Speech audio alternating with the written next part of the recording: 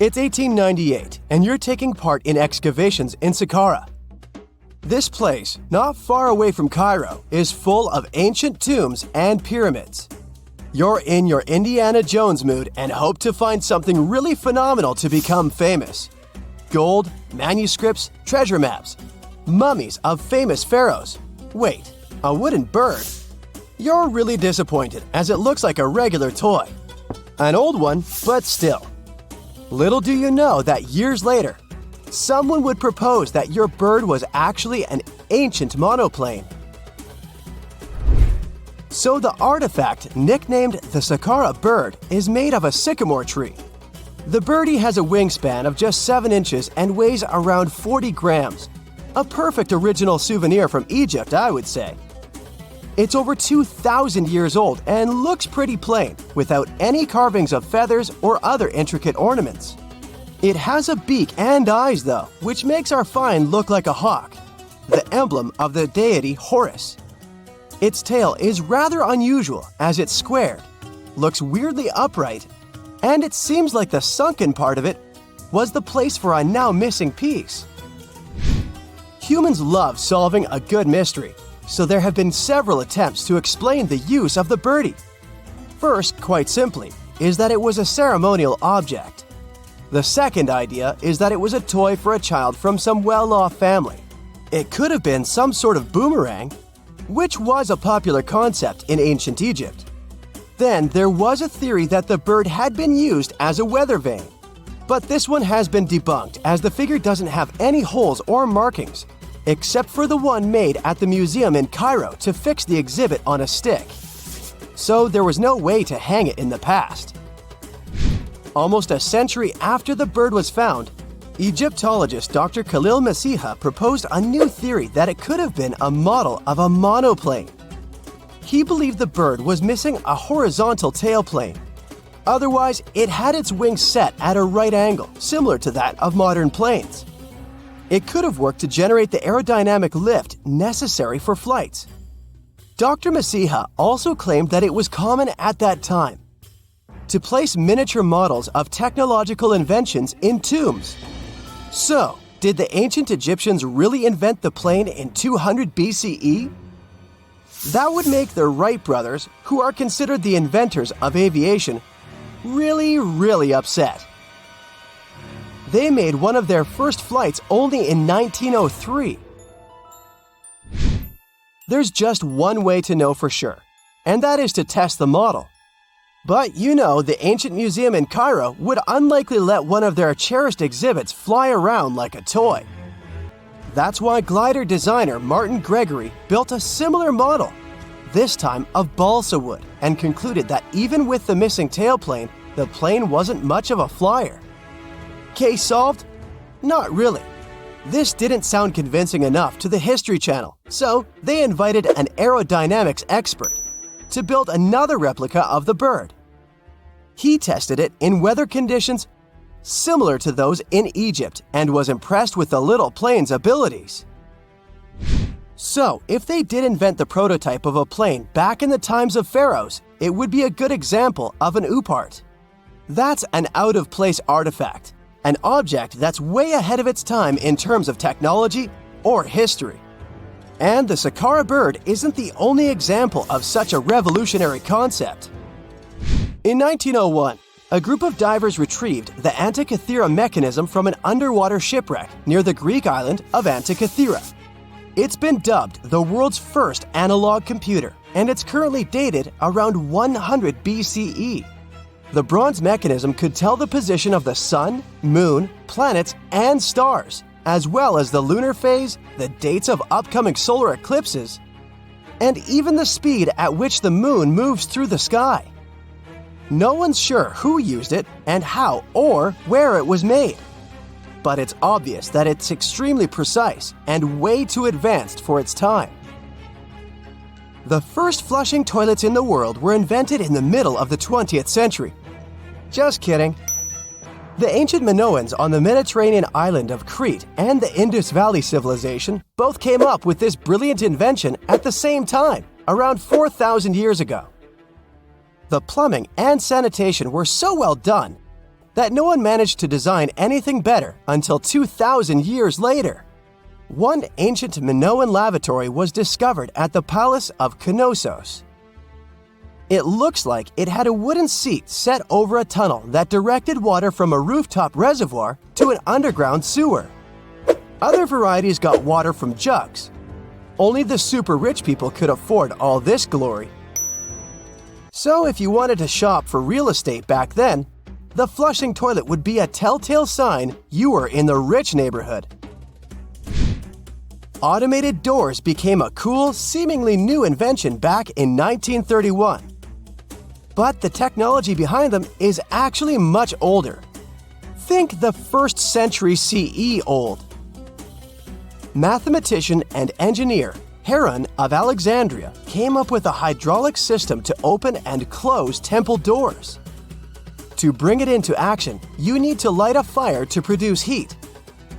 There was a brass pot under the fire, half filled with water. The inventor connected the brass pot to containers that acted as weights. When the fire was burning, the water moved into the containers. They went down and pulled the ropes. It was nothing like a supermarket door that opens in front of you before you even have time to think.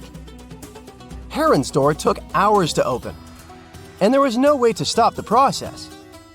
That's why they only opened the doors once a day before people entered the temple, to add some mysticism at the temple during ceremonies.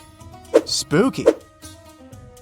Looks like the first ever battery was invented in Baghdad around 2,000 years ago. A German archaeologist found this oval-shaped clay jar in 1938. Scientists are still not sure what purpose it served and who exactly invented it. There is a theory that it was used for electroplating objects with precious metals. When they filled it with a weak acid like vinegar, the battery produced around 1 volt of electricity. Another theory says it was a vessel for sacred scrolls. Would you like to buy contact lenses designed by Leonardo da Vinci himself? In 1508, he invented a glass lens with a funnel on one side. You were supposed to wear it with water inside to improve your vision. Sounds a bit uncomfortable, doesn't it? So, around a century later, French scientist René Descartes decided to improve the idea and make the cornea contact the future lenses. Contacts because they contact your eyes, get it? The glass tube with liquid did help improve vision, but blinking was sadly impossible. 2.5 centuries later, new technologies in the glass industry let scientists design contacts that would fit in the eye and even let the wearer blink. Thanks, guys! Still, those lenses were made of heavy blown glass and didn't let the eye breathe. About 50 years later, contacts became plastic, lightweight, unbreakable, and scratch-resistant, but still covering the entire eye. And then, in 1948, an English optical technician accidentally sanded down a plastic lens and figured out they'd still be in place even if they covered only the cornea. Imagine you're living in 19th century London and need to send a message to New York. It would have taken about 10 days to get there by ship.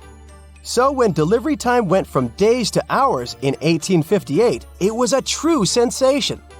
The first message was sent by Queen Victoria herself. It was all made possible thanks to the transatlantic telegraph cable, running under the ocean. Sadly, the new cool invention only lasted a few weeks. It took years to bring it back to life. If there's a question that still baffles archaeologists to this day, it's this one. How did the ancient Egyptians build those magnificent pyramids? As far as we know today, their resources were quite limited, especially in terms of tools and building materials. We still don't have a fully satisfying answer, but hey, we've got some pretty amazing theories worth considering. The leading contender among these theories involves the clever Egyptians employing a sneaky strategy. Now picture this. They constructed a slanted and curving mound made of bricks, earth, and sand encircling the pyramid to be. As the pyramid grew taller and taller, they simply increased the height and length of this wacky structure. It's like they were playing an ancient game of Jenga. Now, how did they get those massive stone blocks up there? Well, according to the legendary ancient Greek historian Herodotus, They used sleds, rollers, and levers. It sounds like they turned construction into a supersized game of tug-of-war. And guess what? Herodotus also claimed that the Great Pyramid, the one from Giza, the granddaddy of them all, took a whopping 20 years to build. There's more. Herodotus also dropped a mind-boggling number on us. 100,000 men were supposedly involved in this pyramid extravaganza. Did they hire the entire Egyptian population? Well, it might not be as far-fetched as it sounds. These men were probably mostly farmers, so they probably focused on the pyramids when there wasn't much work to be done in the fields. Like during the flood season of the Nile River. Obviously, specialists in the archaeological community had something to add to this theory. By the late 20th century, they discovered some evidence that suggests the workforce might have been smaller and more permanent than previously thought. Instead of a massive army of 100,000 pyramid builders, they proposed that a modest crew of around 20,000 workers, accompanied by support personnel like bakers, physicians, and even spiritual leaders, could have gotten the job done. There was also this theory that claimed that the pyramids were actually built from the top downward. It suggested that these colossal structures were nothing more than isolated hills used as quarries. The stones were supposedly drawn from these hills, and over time, competing engineers took charge and transformed them into the iconic pyramids we know today. Now, before you dismiss this theory as a wild fantasy, some folks thought it wasn't completely crazy. After all, there are instances where isolated hills exist, so maybe this theory had a tiny glimmer of truth. Whether it involved ramp building or ingenious work schedules, one thing is clear. Those pyramids have definitely left their mark on history and on our imaginations. Now, speaking of ancient Egyptian mysteries, there's this gigantic unfinished obelisk sitting in ancient Egypt, and scientists are trying to figure out how it was shaped. Now, some people suggest that our industrious ancestors used handheld pounders to get the job done. One expert has a different take on the matter, though. He argues that if we take a closer look at the pattern left behind by the shaping tool, we'll notice something peculiar. The walls of the trenches surrounding the obelisk display a neat and even pattern, which is pretty unlikely if they were pounded away by mere mortal hands. According to this expert, those horizontal striations are usually the result of a tool that takes breaks while removing material, leaving its mark on the surface. But wait, there's more. Imagine the tool being rocked back and forth against the trench walls, clearing away the waste to keep the trench from narrowing. Well, in that case, the tool might have left some funky horizontal striations where it was pressed against the sidewall. This sounds like some fancy technology at play, don't you think? And guess what? The dynastic Egyptians probably didn't have access to that kind of know-how. Another famous Egyptologist from way back also uncovered a bunch of core drills during his adventures. Although the actual drill bits are missing, his collection houses these particular core remnants made of limestone, alabaster, and even granite. These constructions aren't the only amazing thing the ancient Egyptians left behind, though. As it turns out, the Egyptians were the genius minds behind the creation of the handheld mirror. Yeah, that little mirror you use every day to check yourself out. But here's the twist. These mirrors are like pieces of art. They were decorated with inscriptions and figures. But that's not all. The Egyptians had a serious concern with their appearance. They knew the importance of personal hygiene and looking fabulous. So, in their quest for pearly whites, they invented toothbrushes and toothpaste. Dental problems were pretty common back then, and their smiles weren't exactly all white. Dentistry wasn't their strongest suit, you see. Maybe their minds were distracted by all that pyramid building. So that doesn't mean those ancient toothpaste recipes weren't amazing. One delightful concoction included rock salt, mint, dried iris petals, and pepper. Some brave dentists in the 21st century tried it out, and it worked pretty well. Ground-up ash was also used in another recipe to create a tooth cleansing paste. Mint was missing, so that didn't do much for their breath. That's when the genius Egyptians came up with the world's first breath mints. They made tablets from heated spices like cinnamon, and they mixed it with honey. Now, let's shift gears to home decor, Egyptian style. They surely took ornamentation to the next level. Well, the concept of decorating furniture started in Mesopotamia. The Egyptians cranked it up a notch. They went all out with different colors of ink and even developed various weights of paper. Oh, and let's not forget about those cute little area rugs we all have in our homes today. Guess who came up with the idea? Yep, the Egyptians. They used the versatile papyrus plant to make those cozy rugs. And speaking of trends, the Egyptians loved their knickknacks. They had an assortment of small figurines in the shapes of cats, dogs, and people. These statues were made from various materials, like simple sun-dried mud to the ultimate bling of gold. It all depended on how loaded you were. The Egyptians were also all about farming, and they knew that clean water was crucial for their crops and animals. That's why they came up with some nifty inventions and techniques to make sure their land was fertile and their plants were happy. First off, they had the genius idea of using ox-drawn plows. They had two types of plows, heavy and light.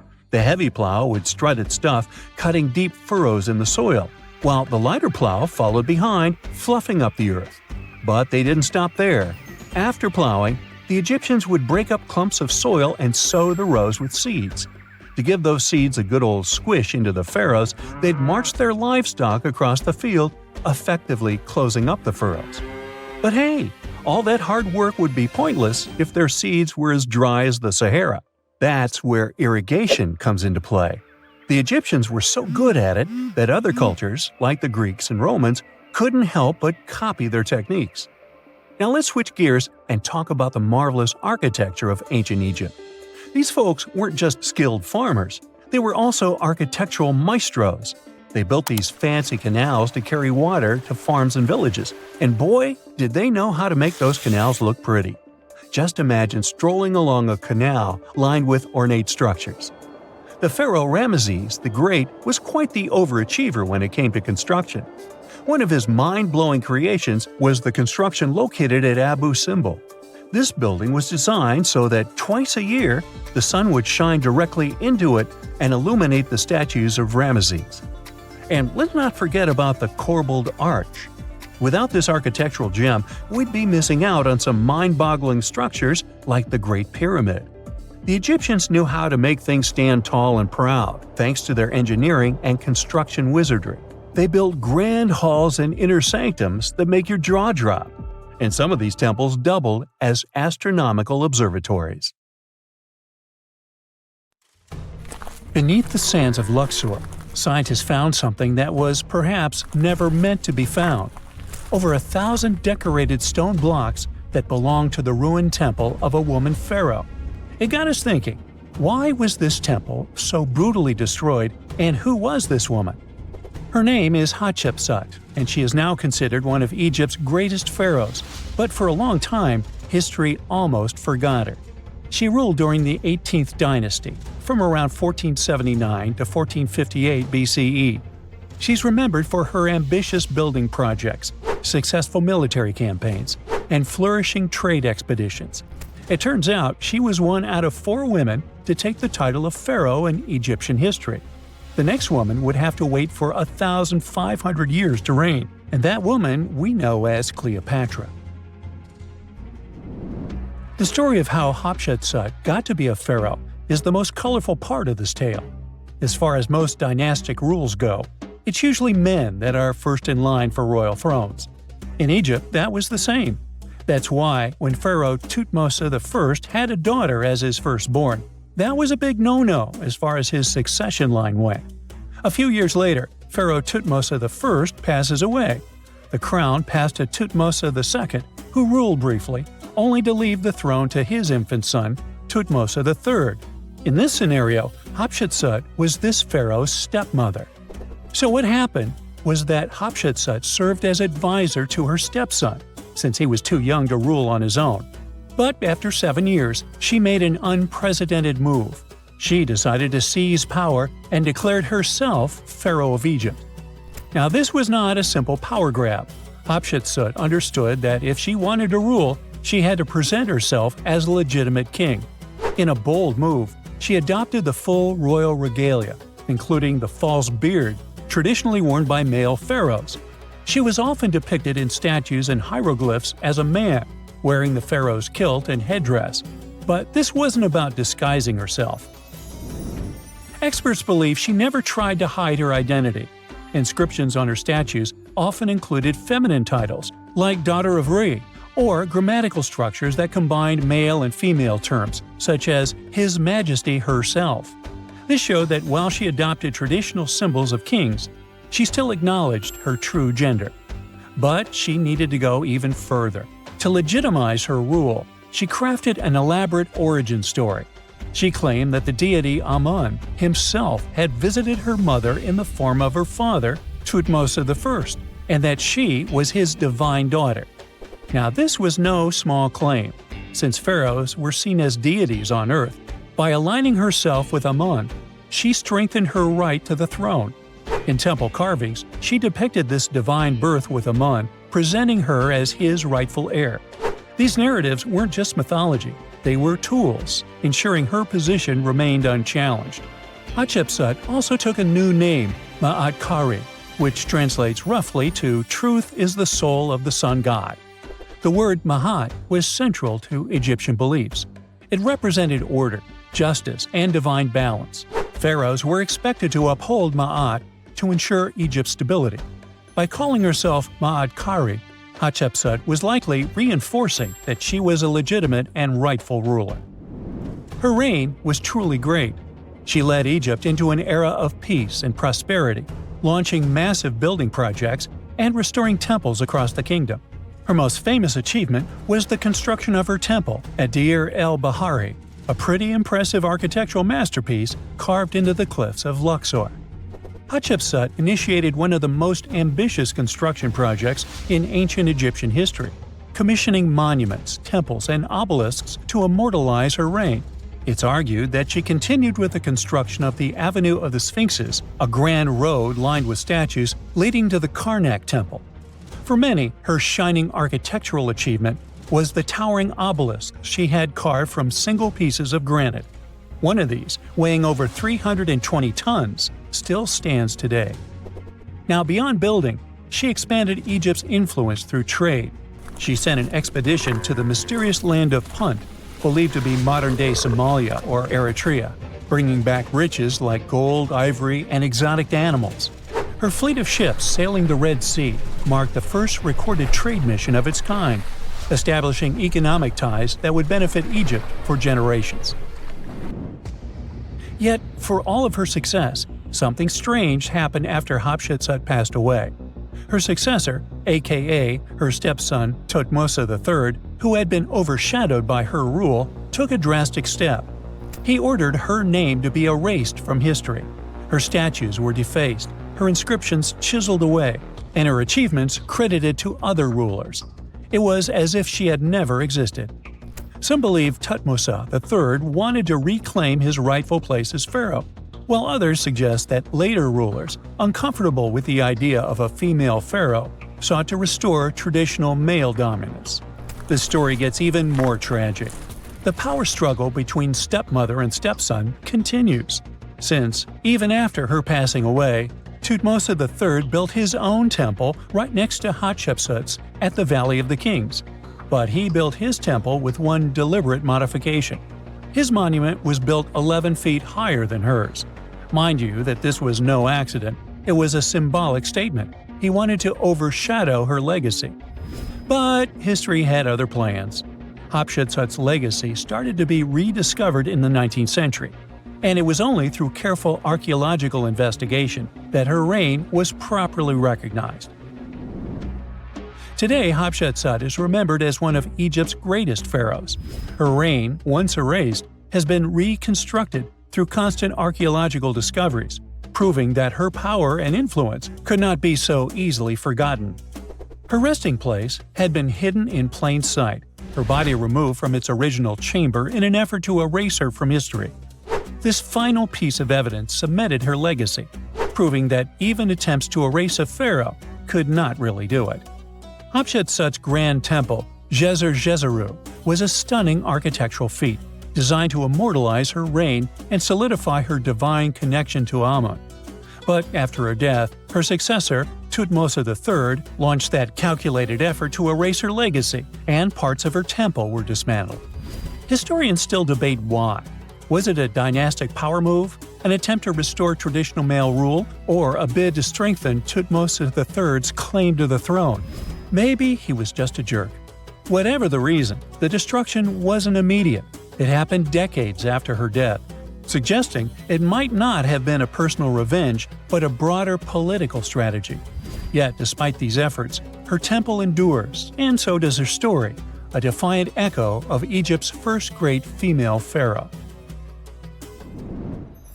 Let's travel through space and time to another place. Dashur, Egypt, is known to be home to several resting places of people from ancient Egypt. In the year 2017, scientists uncovered a long-lost pyramid. They quickly called the Ministry of Tourism and Antiquities because they suspected it was going to be a big deal. Unlike most pyramids that were found in the area, this one was completely sealed. Lifting the capstone was a delicate process. When they finally managed to open the pyramid, they expected to find an undisturbed chamber. Instead, it was chaos. The place had been looted, and the personal items of the person that had passed away were scattered all over. But in the middle of the wreckage, they found a chest. Using the latest scanning technology, they managed to read the damaged hieroglyphs on its surface. What they found was unbelievable. The name inscribed there was as clear as day: Princess Hatshepsut. Ooh. The discovery made in 2017 also opened up a lot of questions. After further analysis, scientists discovered the remains belonged to another Hatshepsut.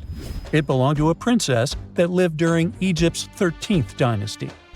The fact that a resting place had been looted before it was sealed made scientists wonder, were these ancient people trying to hide something about this public figure? And why is there almost no record about her in ancient Egyptian history? Ooh, stay tuned. You have heard about Nikola Tesla. You have definitely heard about the Great Pyramids in Egypt. But what if I told you that Tesla may have probably uncovered the ancient mystery surrounding the pyramids? Wait, what? Is this a crossover episode? Nope.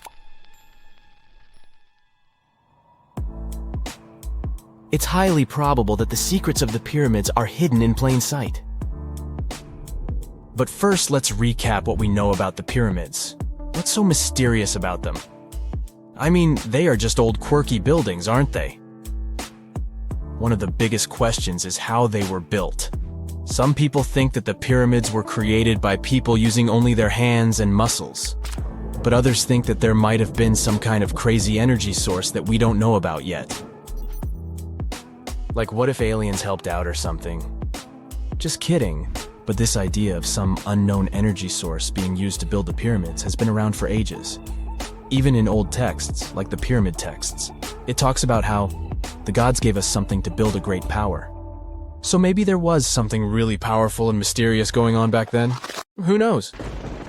Back in the early 1900s, he got obsessed with the Great Pyramids of Egypt.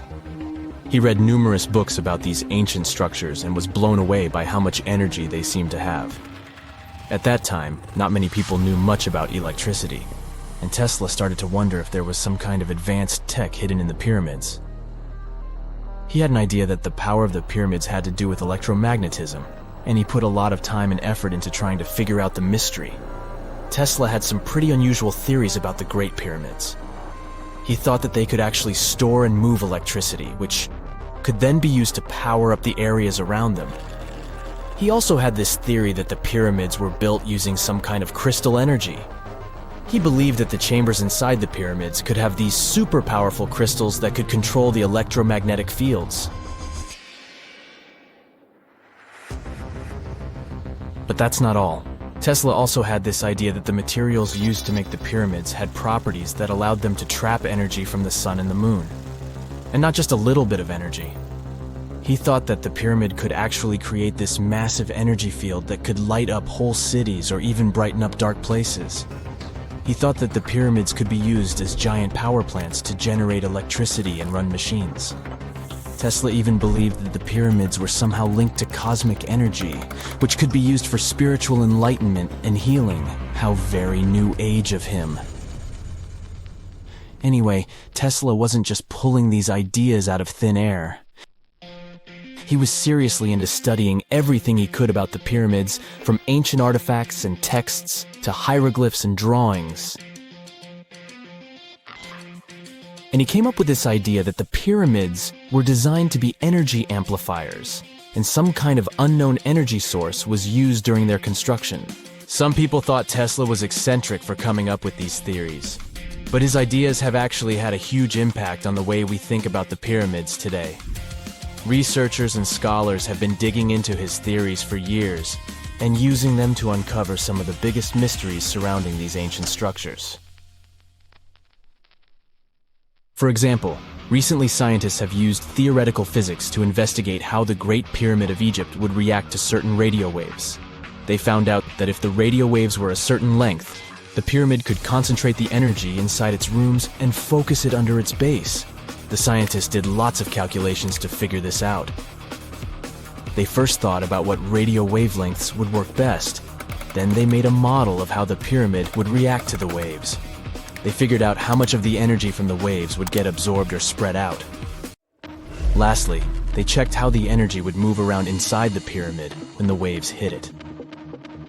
To help explain all of this, the scientists used something called multipole analysis. This is when you take a complicated object and break it down into simpler parts. Then you can see how each part interacts with the energy that's coming in. It's like taking apart a puzzle to see how each piece fits together. The researchers are interested in how all of this can be used in the future. They want to make really tiny particles that can do the same thing as the pyramid, but with light. By changing the size, shape, and the material of these particles, they can control how the light moves around them. This can be really useful for things like making tiny sensors or super efficient solar cells. The scientists had to make some guesses when they were doing their research. They assumed that there weren't any hidden spaces inside the pyramid, and that the material used to build it was all the same. But even with these guesses, they still made some pretty impressive discoveries. But the pyramid study is not the only proof that Tesla was ahead of his time. There are more Tesla's projects that seemed unrealistic at the time, but that scientists and enthusiasts reevaluate and try to implement today. Let's talk about Tesla's most ambitious project, the Wardenclyffe transmission tower. Back in 1900, Tesla was already a big shot when it came to electrical engineering in America.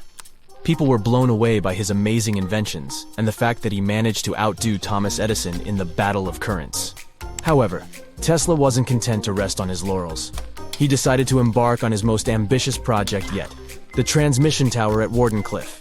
It was built between 1901 and 1905, and it was based on one of Tesla's breakthrough ideas. He had a vision to make the impossible possible by creating a global wireless communication system.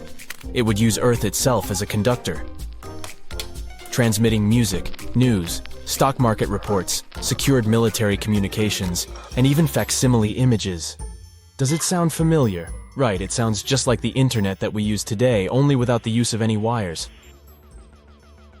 But Tesla had a much bigger dream in mind: to transmit power wirelessly. He already proved that high-frequency signals could be sent without any wires using his Tesla coil transformers, and this sparked his obsession with wireless energy transmission. His vision was to not only transform the way we communicate, but also to find a way to transfer power currents globally by tapping into the Earth's natural energy. Tesla believed that there was an abundance of free energy all around us that could be used for humanity's benefit. In 1899, he conducted some top-secret experiments and got convinced that it was possible to transmit electrical power through the Earth's upper atmosphere. This is actually how the Wardenclyffe Tower was created. It was supposed to be the prototype station for a network of towers all over the globe that would provide the whole world with wireless energy.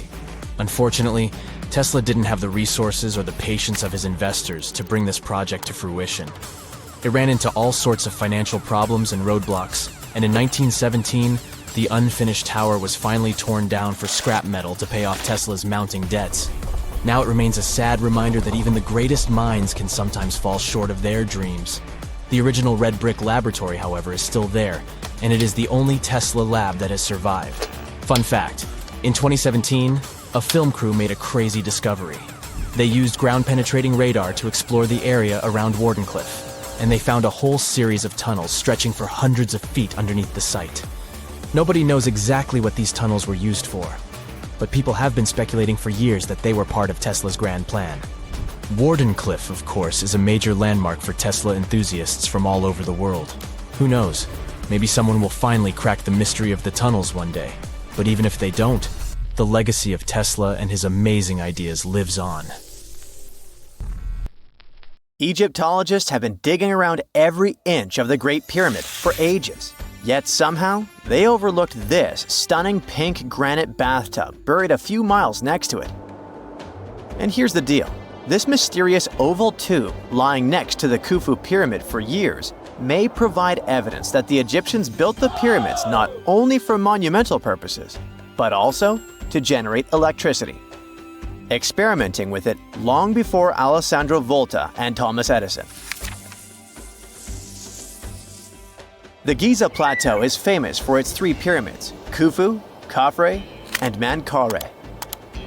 But there are also two smaller foundations next to them, the unfinished North Pyramid of Zayat el-Aryan and the Layer Pyramid. Some researchers say these buildings were never finished, while others think they were destroyed for more mysterious reasons. One of these reasons might have to do with the original usage of the Giza pyramids, the idea that they were used as an electricity generator. To connect these dots, we need to go back to the beginning of the 20th century. That's when an Italian architect and Egyptologist named Alessandro Barsanti decided to examine the Zayat el-Aryan pyramid.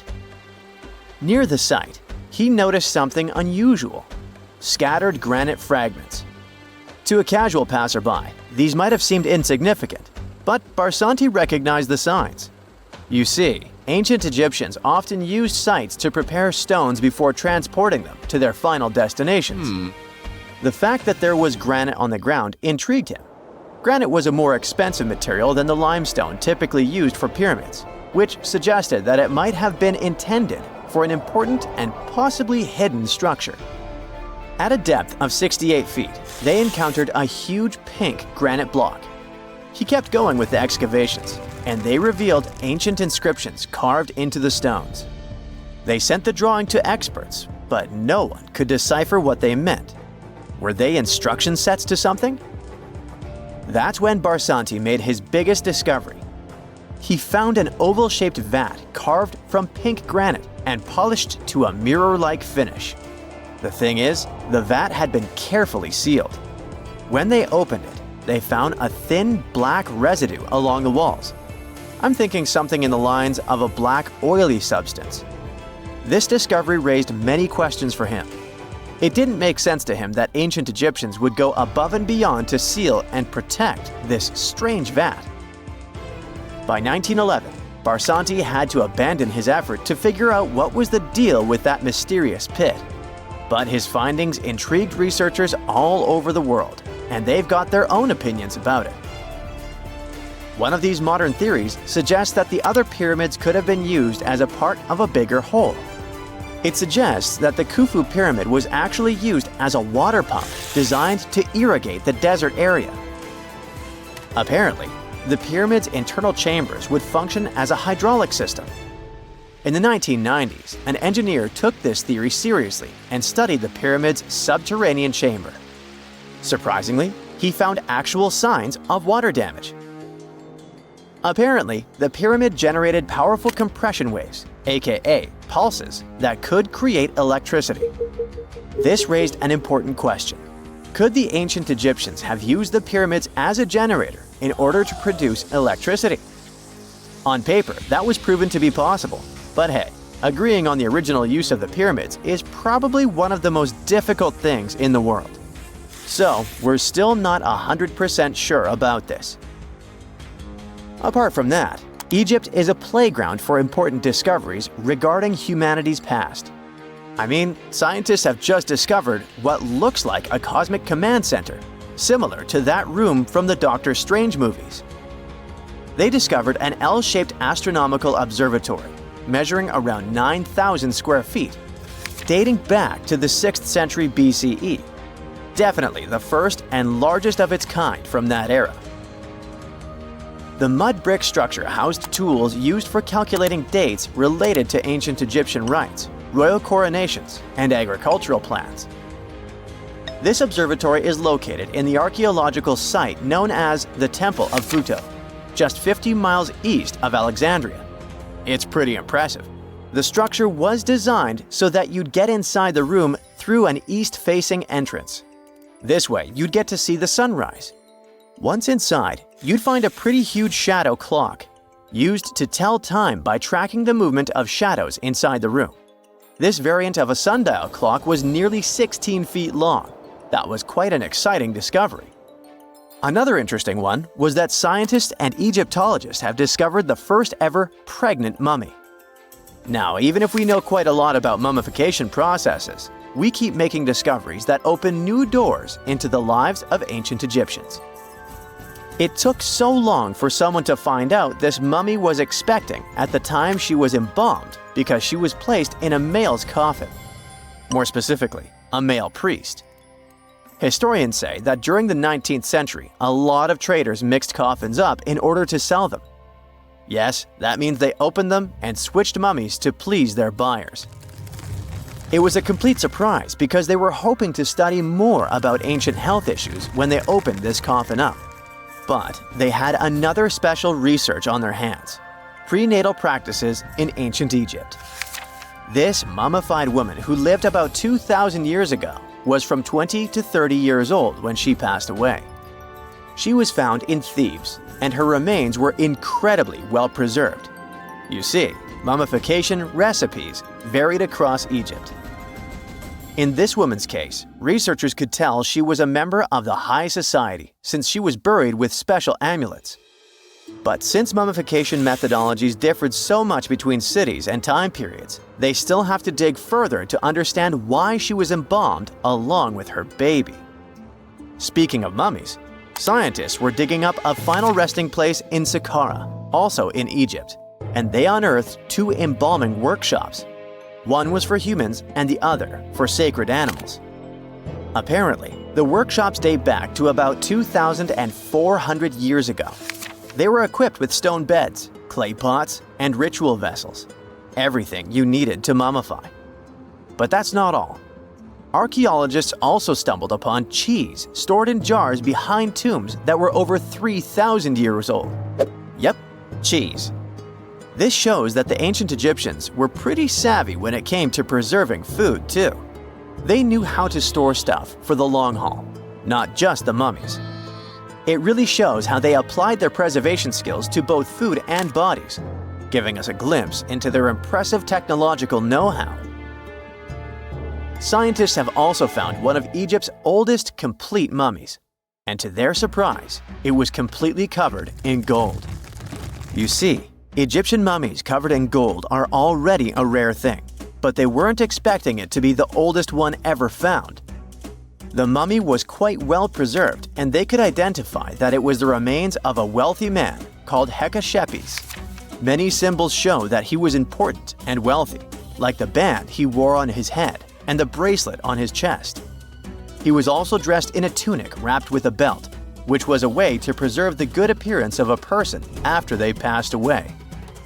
To reveal it, they had to open the final resting place with mortar. Basically, it was like they were opening a time machine, just as the ancient Egyptians did 4,300 years ago. If you think about it, it's almost like entering a time capsule. Enough about mummies. Scientists also found something very exciting hovering above the pyramids. They had to use a fancy top-notch radar known as LARID, aka Low Altitude Long Range Ionospheric Radar, which can see these invisible waves far away into the sky. LARID helped them discover giant plasma bubbles floating in the air above the pyramids. These bubbles are called plasma bubbles, and they wreak havoc on modern technologies. I mean, they can disrupt GPS and phone signals for hundreds of kilometers in diameter from where they're located. These bubbles are massive, sometimes as big as cities, and they're caused by the sudden depletion of charged particles in the ionosphere. So, instead of spreading out evenly throughout the ionosphere, they stick together in this wave-like form. This was a pretty important discovery because it can help scientists understand how to prevent these waves from messing with our technology. X-rays are a type of invisible radiation that can pass through our bodies and objects. They're very important in the field of medicine because they allow doctors to see inside our bodies without having to perform surgery. Now, let's dive into how X-rays work. They're a kind of electromagnetic radiation, just like light or radio waves. However, they have much higher energy than light, which makes them able to go through objects that light cannot. Imagine you have a powerful flashlight. If you try to shine it through a wall, the light won't go through because the wall is too thick. But these rays have enough energy to go through walls and even our bodies. The discovery of X-rays happened by accident in the late 19th century. A scientist was experimenting with cathode rays, which are a type of radiation. He was working in his lab and noticed that a nearby fluorescent screen started to glow, even though it was not directly exposed to the cathode rays. He realized that something invisible was causing the fluorescence, and he named it X-ray, because X is the mathematical symbol for something unknown. He continued experimenting with such rays and discovered that they could pass through many objects, like flesh and bones, but not through denser materials like metal. He also found that X-rays could create images on photographic plates, just like a camera takes pictures. The way this works is quite fascinating. Imagine you're standing in front of a bright light and you hold your hand in front of your face. Your hand blocks the light and you can't see through it. But if you place a sheet of tissue paper in front of your hand, some light will pass through, and you'll be able to see the outline of your hand. X-rays work in a similar way. When a doctor wants to take an X-ray of a part of your body, they will ask you to stand or lie down next to a machine. This device has a special plate that can capture the image. Let's say the doctor wants to further examine your arm. They will place the X-ray plate on one side of your arm and the machine on the other side. Then, the machine will produce a controlled burst of X-rays that pass through your arm. Remember how we talked about the tissue paper allowing some light to pass through? Well, in this case, some of those X-rays will go through your arm, while others will be absorbed or blocked by the denser parts of your body, like bones. The plate captures the X-rays that pass through your arm, and it creates an image. This image shows the bones and other structures inside your body, allowing the doctor to see if there are any problems or injuries. Now, you might be wondering why X-rays can pass through some things but not others. It has to do with the density and composition of the objects. Denser materials like bones absorb more X-rays, so they appear white in the image. So when you look at the result, you'll see your bones as white shapes. Other tissues like muscles and organs are less dense and allow some of those rays to pass through, so they appear as gray shadows. What if I told you there's a whole new way you can peek inside objects, but without using X-rays? I'm not talking about magic powers. Take a comfortable seat while I explain what muography is. This fascinating scientific technique allows us to see inside objects and even beneath the Earth's surface using a special type of particle called a muon. These elementary particles are very similar to electrons, but they're much heavier. They are created high up in the Earth's atmosphere when cosmic rays, which are particles coming from space, collide with the air molecules. Now, muons are special because they can pierce through different materials. They can pass through rock, soil, and even buildings. Scientists realized this potential back in the 1950s when they were studying cosmic rays and noticed that some of the particles could pass through thick materials. The first muography experiments took place in the 60s. Specialists discovered that muons can be detected using special devices called muon detectors. These detectors are usually placed underground or in specially designed laboratories to shield them from other particles and background radiation. Now let's dive into how muography actually works. Imagine you have a large object, like a pyramid, a mountain, or even an ancient statue, and you want to see what's inside without damaging it. First, Detectors are positioned around the object or in the area you want to examine. These detectors are sensitive to muons and can track their paths. When such a particle passes through a detector, it leaves a trace, like footprints in the sand. By collecting data from multiple detectors, scientists can reconstruct the paths. Here's where things get really cool. The Earth's atmosphere acts like a natural filter for muons. It turns out that the more massive an object is, the more particles it will block. So, if you have a large, dense object like a mountain, fewer muons will pass through it compared to a smaller, less dense object, like an empty box. This difference in the number of particles that reach the detectors can give us clues about what's inside the objects. Scientists use computer algorithms and mathematical techniques to analyze the data and create images. These images represent the density distribution of the object being studied. It's like creating a map that shows where the densest areas are and where there's gaps inside the object. The concept of muography is similar to using shadows to understand the shape and size of an object. Imagine you're standing in front of a bright light and you place your hand between the light source and a wall. You'll see a shadow of your hand on the wall. Based on the shape and size of the shadow, you can get an idea of what your hand looks like, even though you can't see it directly. This technique has been used to study various objects and structures. For example, scientists have used it to explore the inside of volcanoes and pyramids, and even to investigate the structure of mountains and the Earth's crust. With the help of this amazing technique, scientists have now uncovered new information about the Great Pyramid of Giza. They discovered something that had eluded tomb raiders for centuries. They found a hidden chamber. And guess what they named it? The Big Void. Yeah, I know, not the most creative name. They even used 3 different muon detection techniques just to be super sure that it was indeed a big, mysterious void inside the grandest pyramid of them all. Once news got out about this mind-boggling discovery, Egyptian authorities couldn't resist the temptation to explore further. So, they brought in an endoscope camera to confirm the existence of this epic void. So, they inserted a camera through one of the openings underneath the entrance, and voila! It revealed a corridor. More so, the corridor had a chevron ceiling. I can't help but imagine the ancient Egyptians using it as a cool dance floor. Another team of scientists decided to take another shot at scanning this newfound void. According to them, the Great Pyramid of Giza is a pioneer in the pyramid game. It used a technique called chevron to cover internal structures and keep them from collapsing.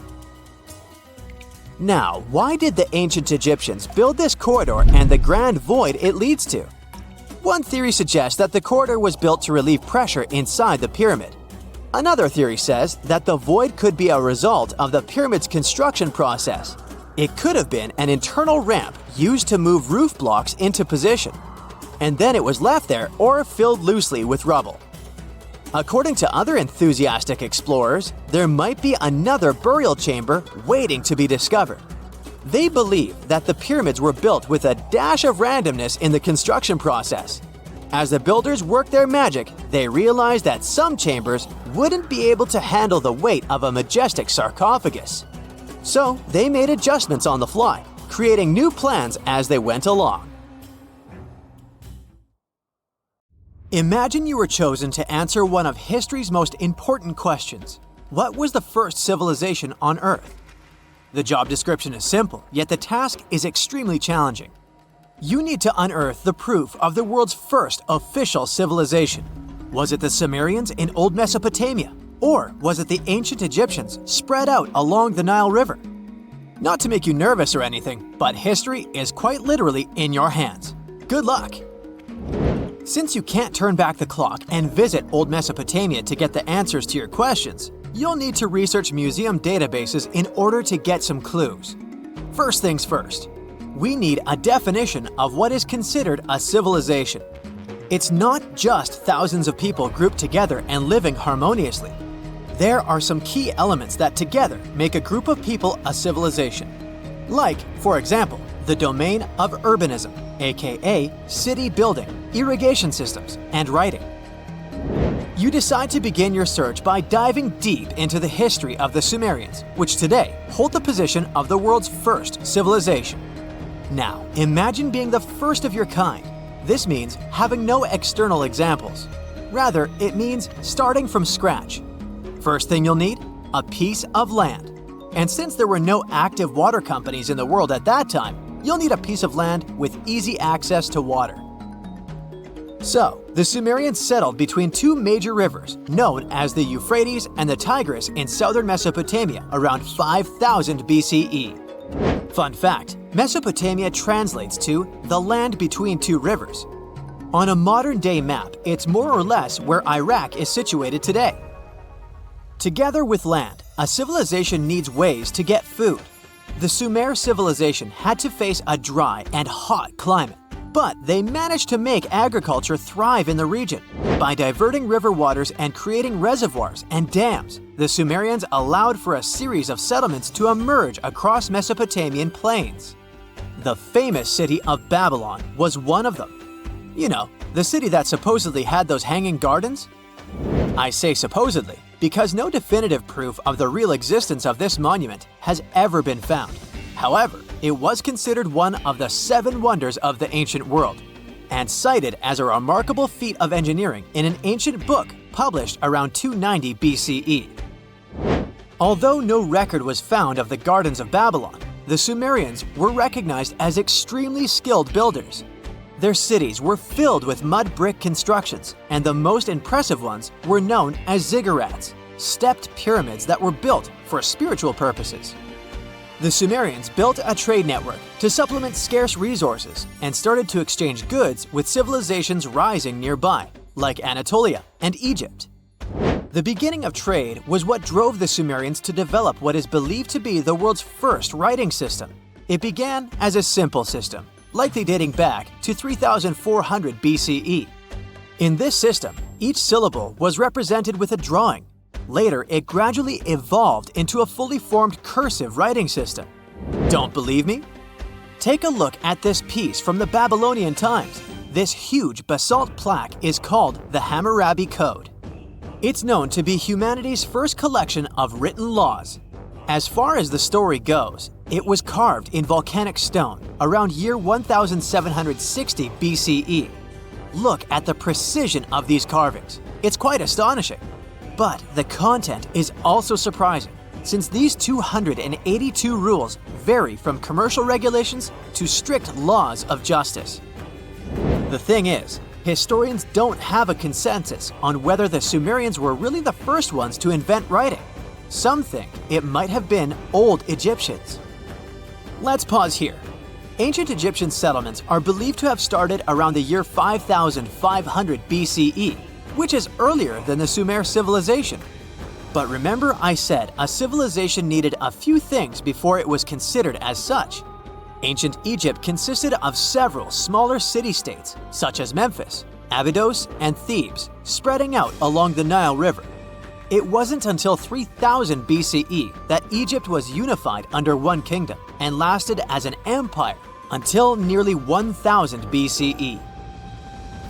Although there is no consensus on this, some Egypt experts believed that it could have been Sumerian immigrants that founded early Egyptian settlements. The proof could be the presence of cylinder seals made of hard stone, something that was widely used in Sumer. These seals were used to guarantee authenticity in legal transactions, but it's hard to say whether this method was introduced by Sumerian immigrants or simply by trade.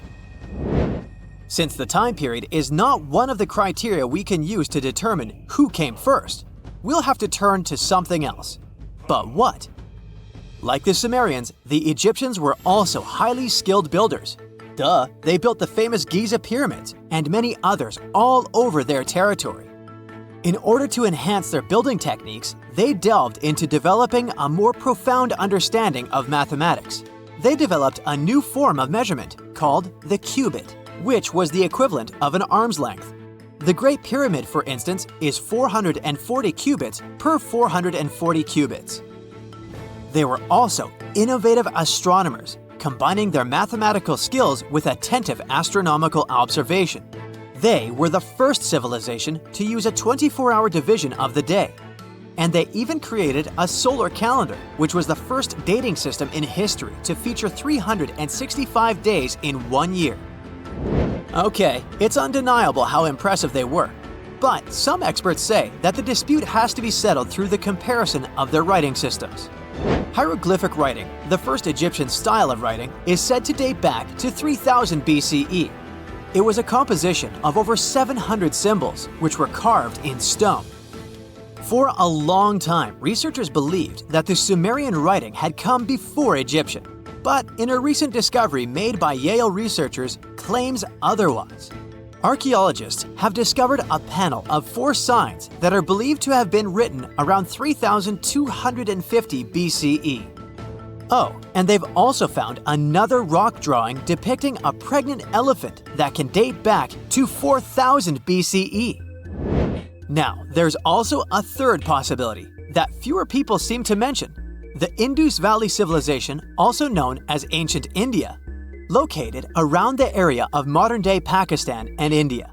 The Indus Valley Civilization is also a contender for the oldest civilization due to the uncertain historical origins of the Hindu collection of texts known as the Upanishads.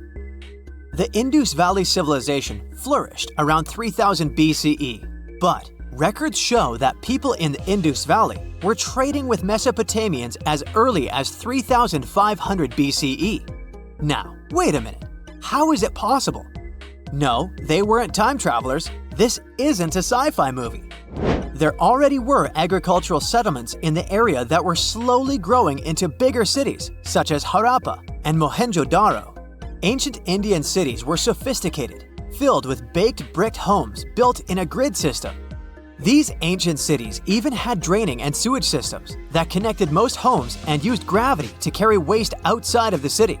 They were pretty advanced. They were also an extremely religious civilization, and Hindu beliefs were at the center of their practices. Despite that, their cities weren't filled with spiritual buildings. Actually, Mohenjo-Daro's most important building was a public bath. Interesting, huh? Now, why can't we know if they were the oldest civilization on Earth? Even if some historians suspect that the origins of the Indus Valley people can be traced back to 5000 BCE, there is no concrete evidence of this, only speculation. The best proof we have is the Upanishads. The Upanishads are texts filled with philosophy, mantras, and ceremonies. The thing is, part of Hindu practices included memorizing and passing down the wisdom of the Upanishads in oral form. So it took a while before it appeared as a written script. Well, I'd say historians aren't really sure what was the world's first civilization. We can only guess at this point, but who knows what new discoveries might reveal. 2 centuries ago, a 31-year-old Frenchman stormed into his brother's office in Paris. He had only one thing to share. "I've got it!" The man was so excited that he immediately collapsed. He spent the next 5 days in bed recovering his health. Who was this mysterious person, and why was he so thrilled? Jean-François Champollion made one of the greatest scientific breakthroughs in human history. He had cracked the code of Egyptian hieroglyphs. This enabled scientists to finally unravel the secrets of this ancient civilization. They weren't able to read hieroglyphs for nearly 2,000 years. After the Romans took over Egypt, the intricate writing system slowly faded away from people's minds. The last of the hieroglyphic texts date back to the 4th century. For thousands of years, Egyptians used images to show their lives. But the knowledge of how to read these pictures was lost to modern science.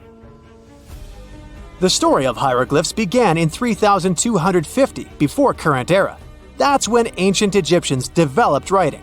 Their motivation was to better organize the distribution and storage of goods. One of the earliest examples is a ceramic jar that had an inscription in black ink. There were 2 major writing systems. The first were the hieroglyphs, which literally means sacred carving.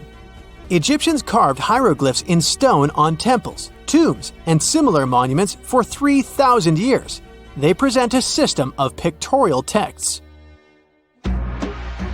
A pictograph is a picture or a drawing that stands for an idea of a word. It's a precursor to the true writing as we have it today. For example, when Egyptians wanted to write ibis, they would draw a small image of the bird. Hieroglyphs can be found on walls. They were a formal way of writing. The other writing system was hieratic. Egyptians mostly used it when writing on papyrus. That's an early, thicker form of the paper we have today. It soon evolved into Demotic. This improved version became the most common writing systems in ancient Egypt. Then, in the early 4th century BCE, Alexander the Great took control of Egypt. This was the time when the Greek Ptolemaic dynasty ruled the country. You've probably heard of the last ruler of this dynasty, Cleopatra. During her time, Egyptian Demotic and Greek were used side by side. The two started mixing, and by the year 100, a new language emerged, Coptic. It slowly replaced the ancient writing system. Only Egyptian priests used hieroglyphs for the next couple of centuries, and then their meaning was lost to history. But not forever. Arabs were the first who tried to solve the mystery of the hieroglyphs. Medieval travelers came across these strange symbols and wanted to understand their meaning. They consulted speakers of Coptic and translated texts from Greek and Latin into Arabic to break the code of the hieroglyphs. During the Renaissance, Europeans also became fascinated with the legacy of ancient Egypt. Scholars from the Old Continent believed that hieroglyphs were a group of symbols as opposed to a written language. This was all about to change in 1799. A year earlier, Napoleon, the famous French ruler, arrived in Egypt. His subordinates constructed a fort that dated back to the 15th century. Rashid, or Rosetta, was a port town in the northeast of Egypt, near Alexandria. One section of the old fortification wall contained an interesting slab inside.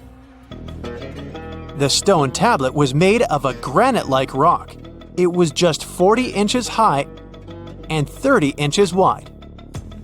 It contained 3 distinctive sections of text carved into it. The letters were in 3 scripts and 2 languages: hieroglyphs, Demotic, and Greek. It was a fragment of a larger ancient stela. These are upright stone slabs that are used to dedicate to a person or an event, but the one from Rosetta was damaged. 2/3 of the hieroglyphic text on the top was missing. The bottom Greek text lacked a cornerstone. The only fully preserved section was the writing in Demotic in the middle of the slab. It eventually ended up in the British Museum. The scientific community was intrigued, and the race was on to decipher it. Prints and casts of the slab went out all over Europe. Scholars already knew ancient Greek, so in theory, this shouldn't have been so hard. The first people who saw the Rosetta Stone thought the process would take 2 weeks. In the end, it took 2 decades. The main issue was the fact that hieroglyphs and spoken ancient Egyptian didn't have a connection anymore. Scientists didn't know what sounds the letters on the slab corresponded to. Imagine if English disappeared 1,000 years in the future. Then someone finds a tablet with the word dog. At first, they wouldn't know how to read the word or the individual letters. Even if they figured out how to pronounce the word, they wouldn't know its meaning. This is what linguists were dealing with in the case of the Rosetta Stone. The careful study of the artifact produced another find. The texts weren't direct translations of each other. They both described the same event, but in different words. It was like you saw a movie with 2 friends, and then all 3 of you wrote different reviews about it. The original text was probably in Greek, but the translators added extra words to make it sound more Egyptian.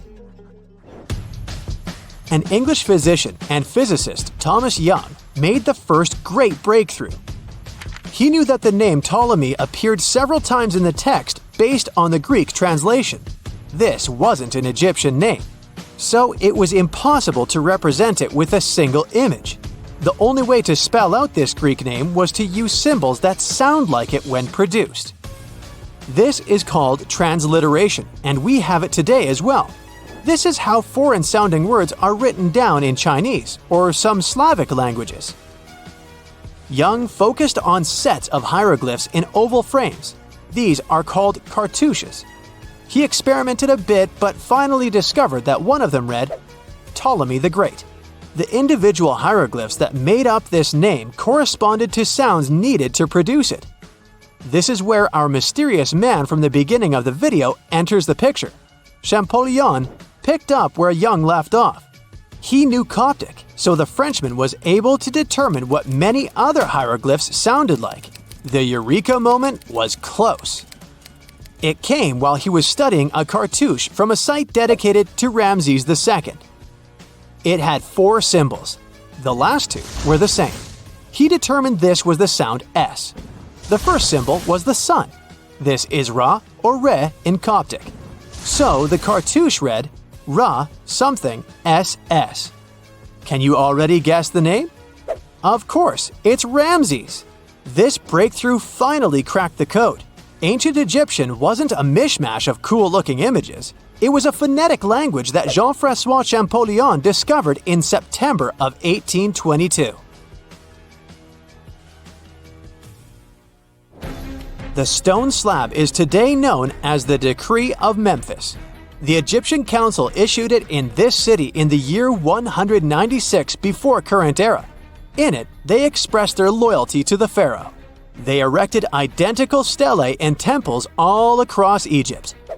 The Rosetta Stone was just one copy of them, but its content is less important than the fact that Champollion's translation gave these ancient peoples their voice again.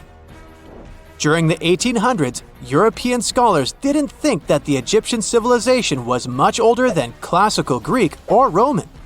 Now that scientists could read hieroglyphs, a whole new chapter of human history opened. One of the most famous finds in the history of archaeology happened in 1922.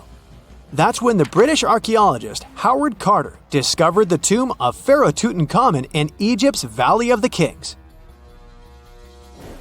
The whole world admired King Tut's golden mask. But without Champollion's pioneering work, it would be impossible to know who its owner was. The young pharaoh's cartouche is phonetic. For instance, you pronounce the pictograph of a chick as the vowel U. The symbol for the key of life is an ankh, and there is a shepherd's crook in the end. It symbolizes the word ruler.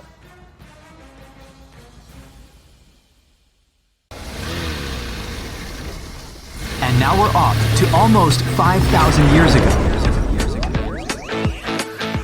Let me take you to ancient Egypt, where back in 2550 BC, guess what? The construction of the Great Pyramids of Giza started. People learned to build cathedrals and skyscrapers, but it wasn't until recently that these massive buildings appeared. It's still a mystery to even modern scientists how these pyramids were built 5,000 years ago. No wonder they are one of the 7 wonders of the ancient world. They're also the oldest of them and the only wonder of the ancient world that still exists in the 21st century. It must have taken a lot of cooperation to build a thing that massive, even for today's metrics. But the Giza pyramids weren't the first pyramids ever.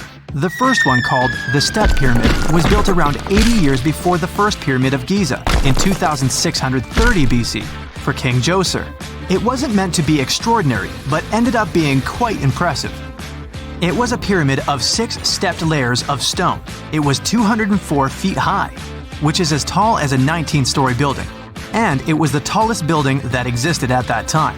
It wasn't just a pyramid though, it was surrounded by a whole complex of buildings, including even courtyards. In ancient Egypt, people believed in the afterlife, so everyone, especially kings, wanted to make sure they had everything they needed to get ready for it. Here's why the pyramid complex was perfectly supplied with a lot of objects people used every day. The complex included a pyramid and a kind of a palace. Those buildings had many things the king loved and might need one day, like furniture, food, and gold vessels. After Djoser, building pyramids became common practice, but many pyramids weren't finished. It would usually take about 20 years to build one, but many rulers reigned way less than that. Overall, there are more than 100 pyramids. The most famous pyramids are the Great Pyramids of Giza. The first one and the biggest one was built for Pharaoh Khufu, around 2550 BC. Initially, it was 481 feet tall, which is as tall as a 40-story building. The second pyramid was built for Khufu's son, Pharaoh Khafre, around 2520 BC. It's just a bit shorter, usually standing at 471 feet high, a 39-story building. This is the pyramid with the famous statue of the Sphinx. Sphinxes have a lion's body and a human head. They were built to guard important areas. This one has the head of Pharaoh Khafre and is guarding his pyramid, facing the sunrise. The Sphinx is most well known and is one of the world's biggest and oldest statues. Originally, it had red color and did have a nose. It's still possible to see the trace of red pigment by its ears. But no one knows exactly when the nose disappeared. For some time, the Sphinx was sort of hidden underground, being covered with sand up to its shoulders. Luckily, in the early 1800s, an adventurer with a team of 160 people dug it out. The third pyramid of Giza is the smallest one, being more than twice shorter. Originally, it was 218 feet high, about the height of a 20-story building. Built in 2490 BC, it was a pyramid for Khafre's son, Menkaure. The pyramids are designed to align with the points of the compass, and their sides symbolize the rays of the sun. But back at the time, there were no compasses. Ancient Egyptians figured out the directions themselves, and with amazing precision. To align the pyramids, they used two constellations.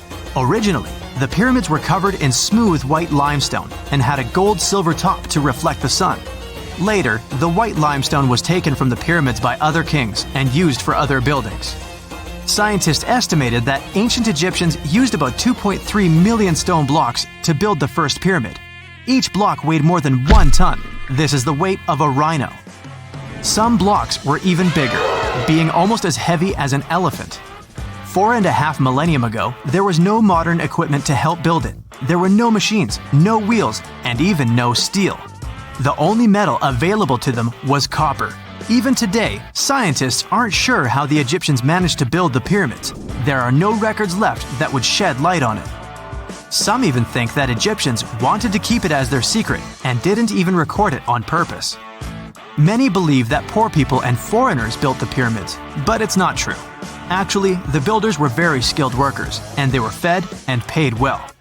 The archaeologists claim that the builders lived in a nearby temporary city and were a highly organized community with a strong leader. Scientists say that around 20,000 people worked on each pyramid complex, and it took about 20 years to build each. It probably was a national project. The construction site was large in resources, and food and essentials were likely to be contributed from all parts of Egypt.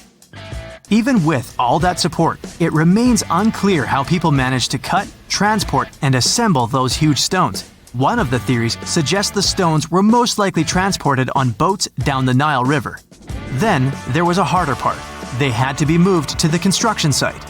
For that, they probably used wooden sleds. It wasn't very hard to pull them because the sand mixed with the right amount of water was pretty slick. And 10 people could move a sled even with a rock weighing 1 ton pretty easily. Finally, one last problem. The stones had to be lifted and put into place. Archaeologists have discovered the remains of the ramps system that dates back to when the pyramids were built. Most likely, the Egyptians designed a unique system to move and pull huge stone blocks, but no one knows what it looked like exactly. The most common opinion is that there were several ramps around the pyramid to help move the blocks. The ramp was growing with the pyramid getting higher. They suppose people were walking up the stairs, pulling the stone on the wooden sled up in the middle on the sandy ramp. But this is just one of the options. Others say that the ramps were going around the pyramid. Some say the ramps were inside the pyramid. But we'll never know for sure, and it'll forever remain a mystery, just like the ancient Egyptians wanted. Surprisingly, there's not much inside the pyramids. Most of it is just solid stone with very little open space. But let's take a quick look inside the biggest of the pyramids of Giza.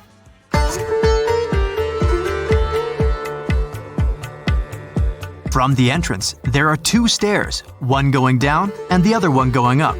The descending one takes you to a chamber located underground.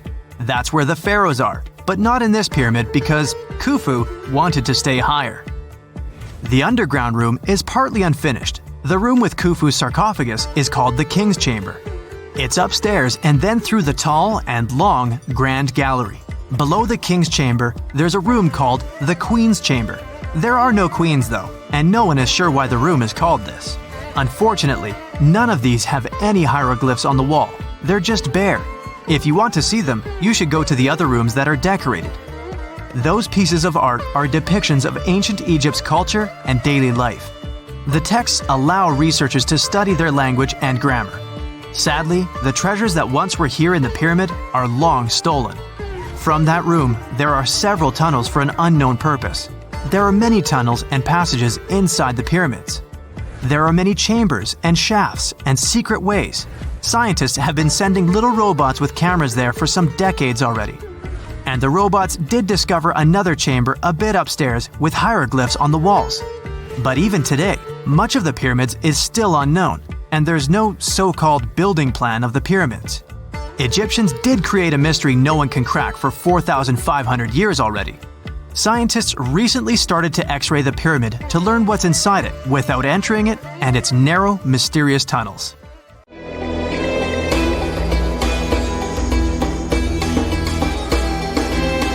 The Great Pyramid was created as the final resting place of ancient Egyptian monarch Khufu.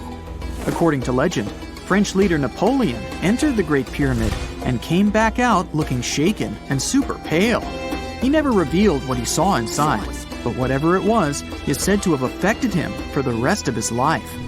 When Napoleon entered the pyramid, he would have walked through a super tight and ascending passageway. He'd then go through another passageway known as the Great Chamber. This corridor would have been much taller than the previous one and would have cobbles too. He'd then reach the King's Chamber, the centerpiece of the Great Pyramid, which was lined with huge blocks of granite. But it wouldn't have looked as grand as we might imagine. There are no hieroglyphics decorating its walls, as Egyptians only began decorating the burial chambers of pyramids much later on. The pharaoh's tombs deep inside the pyramid would have also been filled with treasures, from chunks of gold to the world's most expensive jewelry. But this would have all been looted a long time ago. The only thing that probably would have been left in there would have been a huge sarcophagus, which would have once contained the king's mummy. He'd also have to walk past the Queen's Chamber. This room most likely didn't hold any queens though, as pyramids were usually only built for one person. There are mysterious tunnels leading from here. To this day, no one is really sure what they're there for. And that's not the only mysterious and creepy thing Napoleon may have encountered, as stories of pharaohs leaving ancient curses on pyramids go way back. Many pyramids had warnings written on the outside, telling of horrifying things that would happen to those who entered and disturbed the peace. We might not know what exactly Napoleon found in the Great Pyramid that scared him so much, but we know for sure what was found in Tutankhamun's tomb. Tutankhamun was an ancient Egyptian pharaoh who was only 8 or 9 years old when he took to the throne. He became a cultural phenomenon when his tomb was discovered almost completely intact in 1922. His pyramid sits in the Valley of Kings in Thebes, modern Luxor, which is in Egypt. Unlike the Great Pyramid, Tutankhamun's tomb was covered in beautiful wall decorations. The walls told the story of how he would travel to the afterlife through the underworld. Egyptians believed all people would have to take this journey, so they would fill their tombs with objects and paintings to help them get there. There'd also be spells painted on the walls. They believed this would help people pass over to the next realm. The journey would be pretty long, and for that reason, the ancient Egyptians would also fill the pyramids with food. Tutankhamun's pyramid was filled with 8 fruit baskets. They even found something called gingerbread fruit in there. The rooms were jam-packed with furniture, statues, clothes, and staffs, amongst a whole bunch of other things. You'd likely find a lot of clothes and expensive jewelry in the pyramids as well. The ancient Egyptians wanted their ancestors to travel in style to the afterlife. They put Tutankhamun in his final resting place with over 50 pieces of clothing, all of the highest quality. There were tunics, scarves, gloves, and headdresses, and a ton of jewelry. Bracelets, pendants, necklaces, rings, and scarabs for protection were all found inside. Each of them was made of gold or precious stones. There were also fans made of ostrich feathers to keep the old pharaoh cool in the hot Egyptian sun. But the temperature inside the pyramids never actually went above 68 degrees Fahrenheit. The ancient Egyptians developed a super cool air conditioning system that we don't fully understand even today. Tutankhamun's pyramid also contained 130 walking sticks made from ebony, ivory, silver, and gold to help him on his journey. There were 3 chariots hidden away in case he got tired of all the walking. They also put 11 boat paddles inside, but there was no sign of any boat. The pyramids would be littered with the pharaoh's favorite scents and perfumes. During the excavation of Tutankhamun's pyramid, it quickly became clear that it had been robbed during ancient times. There was damage to doors and traces of oils left in empty jars. It looks like someone raided the pyramid for gold and the scents, perfumes, and oils that had been left for King Tut. There was still a bit of perfume, which was made from coconut oil and frankincense, left in one bottle. It seems like Pharaoh Tutankhamun loved board games. There was an ivory traveling set of senet in his pyramid. Although we don't know for sure exactly how to play it, we have figured out it was sort of an ancient Egyptian version of backgammon. It looks like it was a 2-player game where the goal was to knock your opponent off the board. Not really sure who Tutankhamun's mummy was supposed to play with, though. The ancient Egyptians had some rituals that may seem pretty strange to us. For example, they used to shave their eyebrows off if they ever lost a cat. So it's not too surprising they put some really weird things inside pyramids. Archaeologists discovered a collection of mummified cats and scarab beetles in pyramids that date back more than 4,000 years. They were found in the pyramids of Saqqara, which is south of Cairo. They also found a bunch of makeup kits and mirrors inside. Makeup was worn proudly by both men and women in ancient Egyptian times. Eyeliner was the most popular cosmetic. The Rosetta Stone was one of the best discoveries ever made in pyramids. It was found by our man Napoleon Bonaparte and his team. It's a black granite rock that dates back to 196 BCE. It's transcribed in Greek, Demotic, and hieroglyphic. When it was translated in 1822, we got the key to understanding ancient Egyptian hieroglyphics for the very first time. The discovery of Queen Hatshepsut's mummy in 1903 changed our understanding of the Egyptians forever. After she had passed away, her successor, Thutmose III, removed most of the evidence of her reign, so we basically knew nothing about Egypt's first great female leader. She's now gone on to become one of the few and most famous female pharaohs of Egypt. Pharaoh Khufu even had a fully fledged boat in his pyramid. Archaeologists uncovered more than 1,200 pieces of a giant boat near the Great Pyramid at Giza. They reassembled the boat, and it's a whopping 144 feet long. It's most likely a solar boat, which was designed to carry the resurrected king with the deity Ra. Fun fact, the Pyramid of Giza is the last remaining of the 7 wonders of the ancient world. The other 6 are the Hanging Gardens, the Colossus, the Temple of Artemis, the Mausoleum, the Lighthouse, and the Statue of Zeus. This pyramid was also the world's tallest man-made structure for 3,800 years, and it's the biggest pyramid in Egypt. It took a staggering 2.3 million blocks of limestone, and some weighed as much as 80 tons. It took an incredible 100,000 laborers and a whopping 23 years to build. Its original height was a mega 480 feet. In 2017, archaeologists discovered something weird about Egypt's Great Pyramid. There's a hidden void that's at least 100 feet long, and no one really knows why it's there or what's actually inside it. The weird void is the first inner structure discovered within the 4,500-year-old pyramid since the 1800s. Scientists used cosmic rays to detect the massive hole, but are still no closer today to finding out what's inside.